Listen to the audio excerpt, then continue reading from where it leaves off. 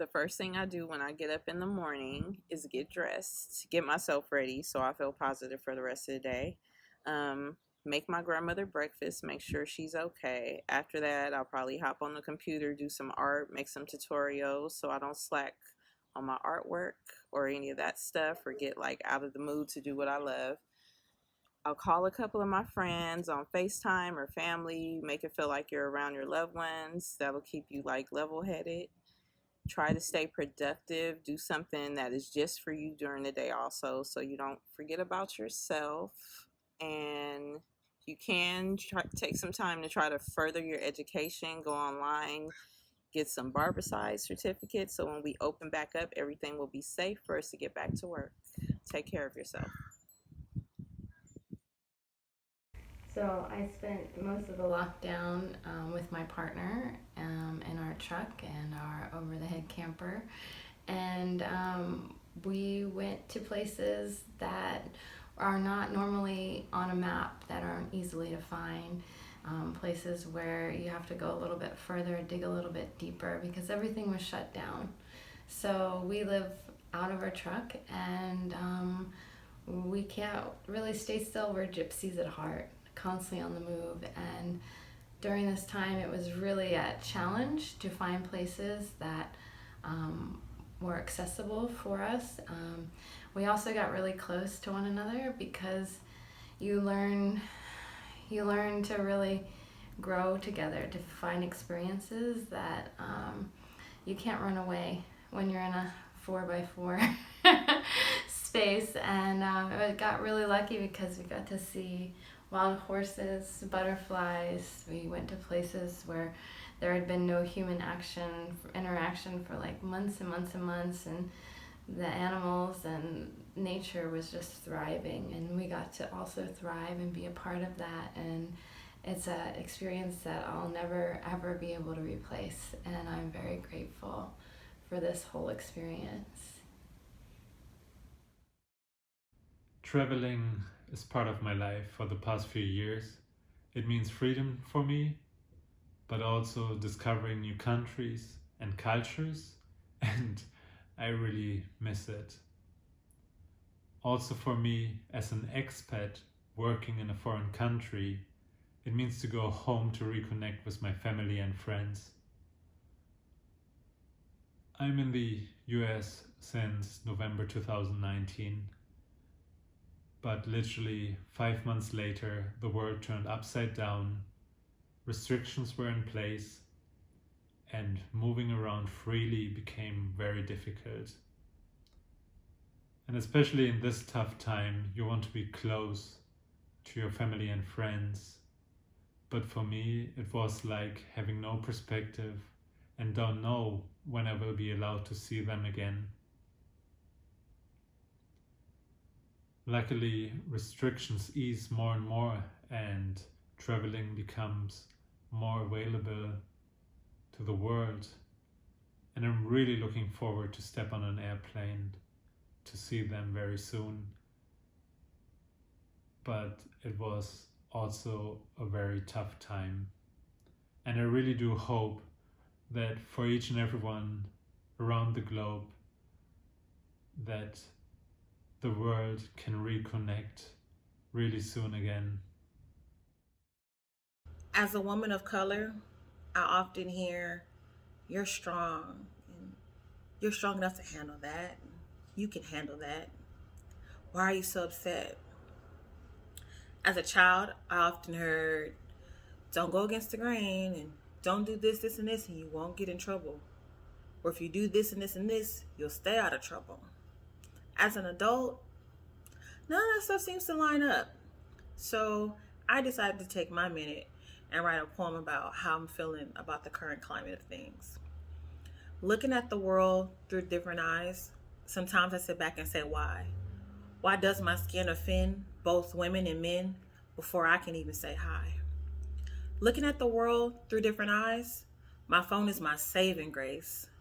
Why lie on me and make false claims? Thank God I'm recording your face. Looking at the world through different eyes, why can't we protest in peace? But it's okay for me to get a bullet while I sleep. or my neck be under your knee. The only real thing I can hope for at this point is true change. As a member of the class of 2020, I think what has surprised me the most during the past few months has been our ability to adapt to any circumstance. A few months ago, I was a senior in high school, and I remember the exact day, a Thursday, when we were told that we wouldn't be going to school on Friday in order to test out the online learning system in case we had to switch to that. And I remember being just convinced that I'd be back at school on Monday and that nothing would change. Of course, I didn't think I wouldn't be going back for the rest of the year. I didn't think I'd be graduating without my friends and my classmates. And I definitely didn't think I'd be starting college online from home. It took me some time to get over that initial denial and really process that this is a serious and challenging circumstance we're all going through, and it's very difficult to find balance within it. However, every day as I connect to my classes, as I interact with my family, as I try to stay in touch with my friends, I feel genuinely impressed and inspired by everybody who has had the courage to adapt to this and who's working to truly make the most out of every day despite the difficulties. I'm very driven by deadlines, even with my creative endeavors. I love it. I like being time boxed. I like knowing that there is a certain amount of time I'm going to dedicate to something, and then I walk away because I finished it. I really thought that quarantine was going to help me with that. I thought, here's 6 weeks, I'm going to nail a bunch of stuff. And I did in those first 6 weeks. But as 6 weeks became 12 weeks and 12 weeks became 6 months, I've started to lose track of time itself. I mean, what do you do when projects have no priority anymore because nothing's happening? Nobody's doing anything. What surprises me the most about all of this as time has gone on is that the moment I lost that drive, that time boxing, I felt absolutely rudderless. My coping mechanism failed. What do you do when time is suddenly stretched out like a rubber band and then snaps back into these bursts of action and current events, but ultimately nothing moves forward or back? That's been really tough. And I'm still trying to figure out what my new coping mechanism needs to be. Because if time doesn't really mean a whole lot, how else do you utilize time to motivate you, or do you abandon it entirely? How do you stop yourself from doing the same thing for 3 weeks and not realize that you've been doing the same thing that isn't the creative thing you're planning to do for 3 weeks? My wife is part of my scriptwriting team for my hobby, and she wrote something months and months ago, long before this, that really drove home for me and has stuck with me as I started to come to grips with the fact that I'm losing track and losing motivation. She said, "Time and direction are incredibly powerful things, but they're most malleable in one place, right here. And I've got to key this thing back in." I think the most important thing to me is to always have hope. Just thinking about everything that's happened in 2020, I don't even know where to start. It just seems to be one thing after another, and I want it to all be fixed. I want to help fix all of it, and all these problems, by themselves are so big. So when it's all, put together, it's just so easy to feel completely hopeless. And I think the thing that gives me the most hope is knowing that I'm not alone. And, I've got a great community of friends and family. And, we don't know when this is going to end, but we're going to get through it together. Quarantine has given me a lot of time to think, and I find myself thinking mostly about spring semester. So I am an acting major at Loyola Marymount, and we are currently not on campus. And so it's difficult because I'm acting through Zoom. and I am told to challenge myself vocally and physically, through a screen, which is something I've never had to do before. And it's tough because I feel like I don't have that connection as an actress that I do when I'm in person with someone. And it's also just, it's hard for me not to just think about everything I'm missing out on with not being on campus. So my goal is to be more positive about the future and hopeful and get excited about when I am going to be on campus and when I will be able to meet my professors and meet all the people I've talked to through Zoom, because when that does happen, I know it's going to be incredible. These past 5 months have been like living in an in-between reality. As a recent college grad, I was in the process of progressing somewhere. I was in the process of becoming my own person. The life I was beginning to make for myself is now reversed. I'm my parents' kid again, like so many recent college grads. And there's no doubt that I love my family, and they've been a source of entertainment and refuge from being alone. But this pause and this, what I felt like a natural progression, has been difficult. Some days I wake up unmotivated, like I'm in a standstill. Other days I feel like my playful self, who's not afraid of looking forward. But the seesaw is really draining. And some things, like a car, you could start back up again. With other things, it's harder, and it's unclear what things will look like when my life returns to its normal self. This may come and go, or I might need time to buffer. But yeah, taking the time to think about it and reflect and be aware is all you could really do right now. There's just a lot to consider when you're transferring a show that you expected to do on stage to doing it on Zoom. For one thing, that is a ton of energy that you've learned to channel into an entire audience that you now have to channel into your tiny computer camera. Our show had a ton of stage combat, so we had to work on transferring that, whether that means, facing your Zoom partner's screen or fighting into the camera. There was a lot of that to consider.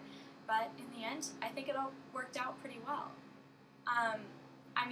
I think this has been such a unique experience that we have the opportunity to transfer a show onto Zoom and to create a show on Zoom. There's so many fun things to play with. You can enter, from the floor, from the ceiling, from either side of the screen. You can play with distance. You can play with having people, bump into each other on screen. There's just so many things that you can do that I think we're so much more than we ever expected to be doing on Zoom, which is really neat. It's been hard. I miss acting in the way that I'm used to acting, which is on a set or a stage, looking into another actor's eyes and feeding off their energy and having an audience applauding and laughing. And we don't have that now. But we're still making theater. It's all over Zoom. I'm doing it from my tiny studio apartment. But I've been really lucky to work with collaborators who view this much more as a creative challenge than as just a limitation. And it's brought up some interesting questions about what makes theater theater. And we're trying to make experiences that are inherently theatrical and not just a poorly done version of a film. And, one of my favorite sayings is art cannot be separated from the time in which it was created. And so we're just trying to make art for this time. Because the alternative is to just give up. I feel like it's really hard for me to balance having a life and working because I feel like I need to spend all my time improving myself or learning a skill or doing work, and I think a lot of people feel that way. And I think this time has been really good for me and other people to just take a step back and chill out and learn a new skill, do things just for fun, and not everything has to be a hustle or a way to make money or get ahead in life. I think doing things just because you love them has become something I've really learned. Like skateboarding, I'm like, what world do I have time to get a skateboard or foster a dog. But I think a lot of people are realizing that like it's important to do things not for success or money, but just because you like them. And I hope that that continues after this is over and people do things for themselves and for other people instead of just capitalism. I think right now the most pressing issue that we have right now is, besides the COVID virus, is systemic racism and police brutality. Of course, I'm saying that because, of course, I'm a black man living in black skin right now at 48 years of age. But just some of the things I've seen in the past 3 years, really 4, if you know what I'm talking about, to where police brutality against minorities and blacks have increased exponentially. Not just from the stories that you used to hear about, you know, back in the day, you're starting to see it visually on TV. You're seeing it on these cell phone cameras. You're seeing it on computers. You're seeing it on the internet. You're seeing it everywhere. And the fact of the matter that some people, much less in the United States or in the world, don't think that there's systemic racism in America or in the world, to say the least, because of your skin, because of your religion, because of your lifestyle factors, you being gay, straight, whatever. You know, it's a lot of stuff that's come up within the last 4 years of police brutality and systemic racism. Of course, the fight still continues because I'm not going to lay down. I'm always going to speak my mind, and I'm definitely going to be on the right side of history, which is to treat everybody equally, have inclusivity. I know that's not a word. Maybe it is, maybe it isn't. But have everybody be inclusive, and let people live their lives.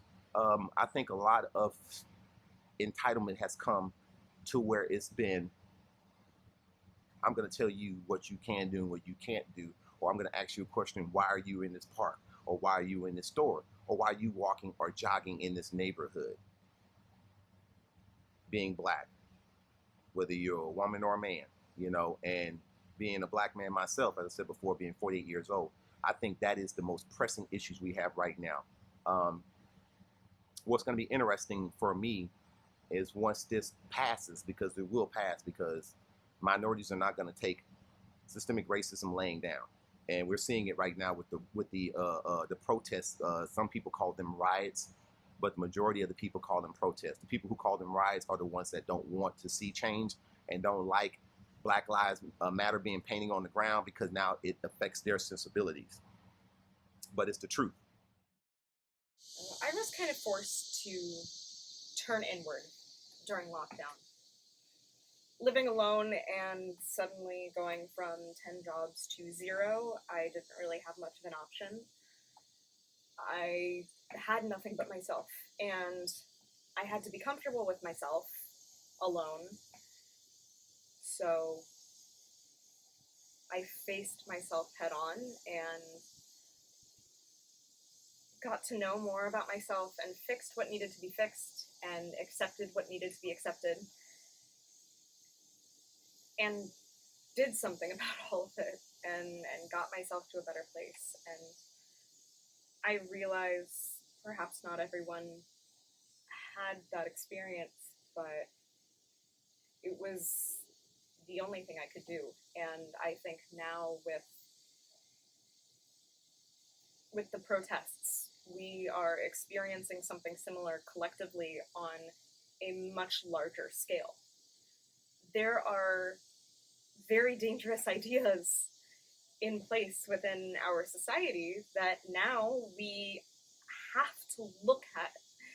You know, we have horrors within our world that are now being exposed, and we have to do something about it. And I think if you look at anyone's experiences within a marginalized group, you will be able to see that, but it just takes more widespread awareness.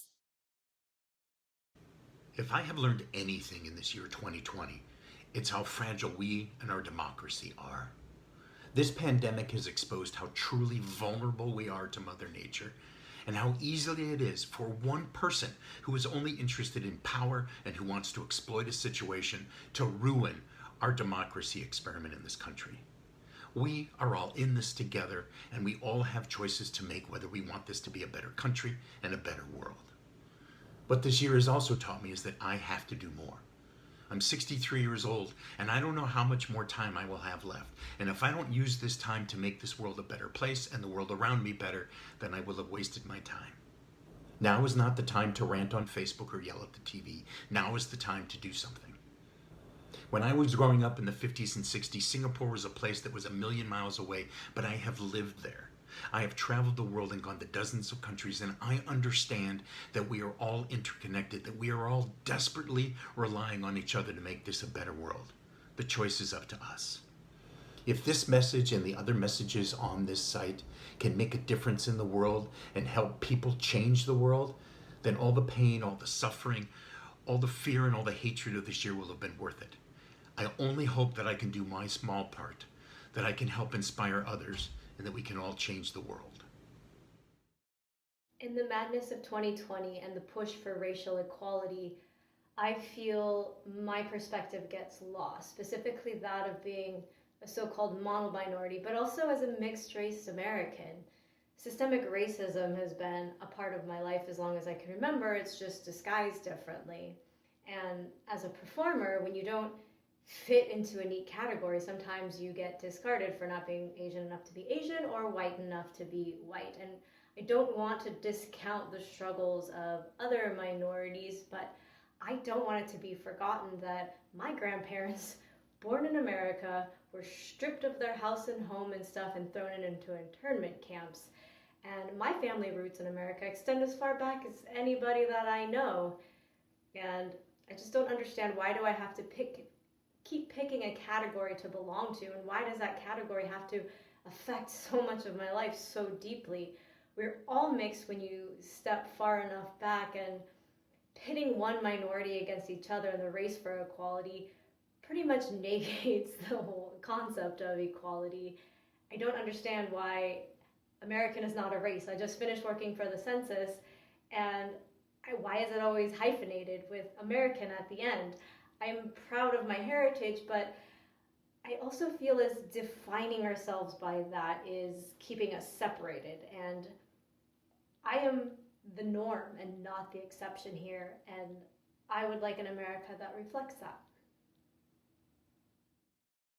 2020 has been a roller coaster, from COVID, from racial injustice, standing up for the LGBTQ community, and everybody has just been really going up and down with complete uncertainty of what is to come next. And I think it has taken a toll on all of us. So we can all kind of relate to what one another is going through, which is really, it's helpful in a way, because we're finding comfort in people that we may not have previously found comfort with, or understanding with a group of people that we may not have previously had an understanding with. I believe this is a very, it's like a renaissance year, almost a rebirth for the world, really. Yeah, it's life changing. It's historic. There's just so many ways that you can describe 2020 in its totality, other than just to call it crazy, chaotic, and a ball of something I can't say on this camera. But I think the most important issue that we face today is finding humanity again, finding what it means to be humane, finding determining the ethical code, what's wrong and what's right. Just really finding ourselves as a human population, as a collective group. I think that's very pressing, because we find division within ourselves, but we are also divided with our planet due to climate change and so many other factors. Like, we have to really stay united as a human race to make this world better. But right now, with everything that's going on, it's really hard to. Hi, that's my dog back there. She's cleaning herself. With everything that's going on right now, it's a unifying time, and I think we should take advantage of that, because we're We only have one earth, we only have one life, we only have one chance to leave our mark and make our impacts in society. And it's easier to do it together. It really is. Like, we can make our voices, each voice, so much louder if we just do it together. So I think one of the most pressing issues is finding unity within humanity. So halfway through August, I tested positive for COVID-19. I had been careful. I hadn't been going to big parties. I wasn't going out to eat.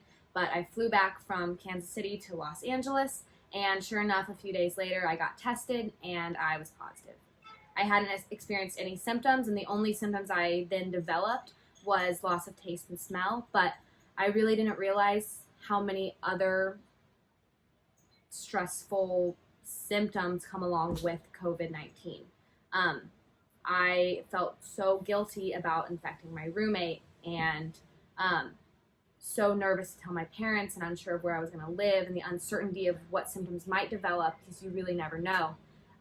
So at first it was very stressful, but then just like quarantine and just like this pandemic, it kind of forces you to look at your foundation and your core and where you turn to for stability in times of unease. And so for me, I just really started praying even more and looking into my faith life, because it's always been important to me, but it's in times of trouble sometimes is when you really just have to hang on to that. And God really came through and showed me that even in scary times, there's still so many wonderful things to be thankful for. And praise and thanksgiving every day is all that really matters in the end.